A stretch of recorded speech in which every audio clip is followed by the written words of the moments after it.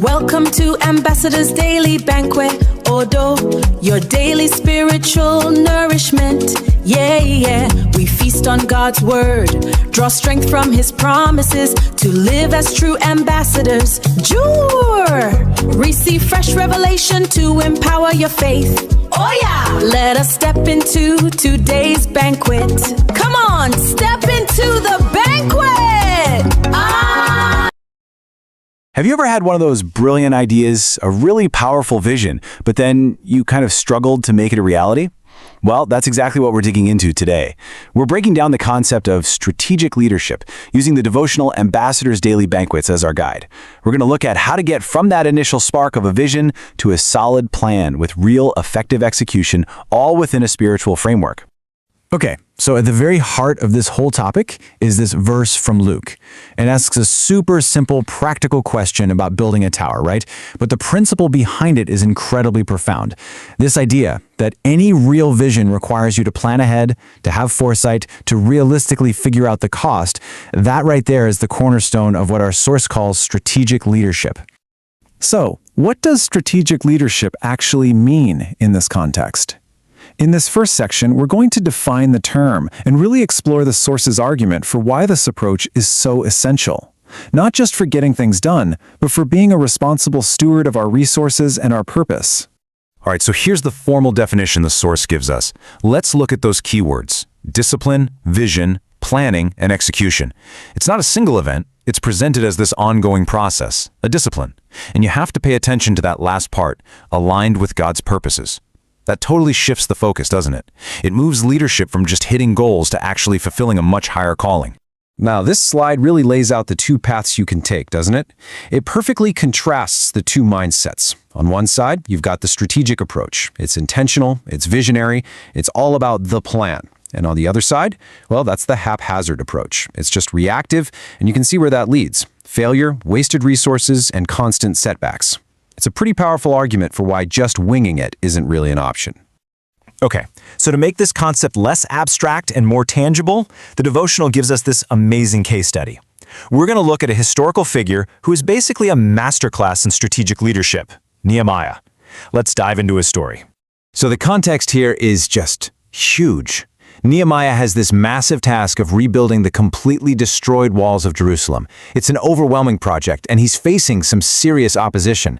But instead of getting paralyzed by it all, he becomes the devotional's #1 example of how to turn a divine vision into a real-world finished project.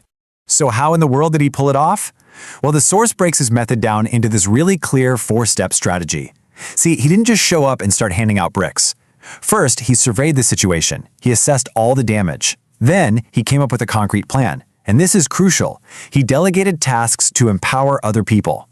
And only then, once all that was in place, did he mobilize everyone to get to work. It's a total blueprint for action. Now, what's really interesting here is how the source translates that ancient blueprint into principles we can use today. This isn't just a history lesson, it's all about application. Plan thoroughly. Seek counsel, don't try to go it alone, and then execute with diligence and focus. And underpinning the whole thing is a total dependence on God through prayer, which connects all the practical steps back to that spiritual foundation. And this brings us right to the personal challenge. The next section kind of pivots from the what and the how to the now what. It's all about taking these principles of strategy and planning and applying them directly to our own lives, in any leadership role we might have, big or small. It all starts with a really direct, personal question, pulled right from the devotional's life application section. And it's designed to make you just pause and think, are my actions intentional and strategic? Or am I just reacting to whatever life throws at me? So after you ask yourself that tough question, the source issues this really clear call to action. It asks for a declaration, a commitment to being strategic, to planning, to executing, and to guiding others with wisdom, diligence, and faithfulness. This is the practical takeaway, the change in mindset and behavior that the devotional is really pushing for. Now, to see what all these principles look like on a much bigger scale, the devotional wraps up by looking at the author's own organizational mission. It pretty much serves as a final case study, inviting readers to see how strategic leadership can move from just a personal thing to a huge collective action. The initiative is called Operation 500 Million Souls for Christ. And as it's presented in the source, this represents the large-scale strategic vision of the whole organization behind the devotional. And the source lays out 3 really distinct ways for people to join this mission, which is cool because it caters to different callings and what people are able to do. You can become a prayer partner, a volunteer missionary who serves on the field, or a kingdom investor who supports the vision financially. This slide gives you just a little snapshot of the incredible global coordination involved, especially for the prayer partners. I mean, this is just a sample, but it shows a highly organized effort across so many time zones. From Nigeria to the US to India, it really highlights the worldwide scope of this strategic operation. And finally, the devotional leaves us with this, the ultimate purpose. Beyond all the leadership strategies and big missions, the final message ties everything back to a state of personal readiness. It frames all this planning and action within an even bigger, ultimate vision. So the final question it leaves us wrestling with is this. If leadership is about executing a vision, what is the ultimate vision?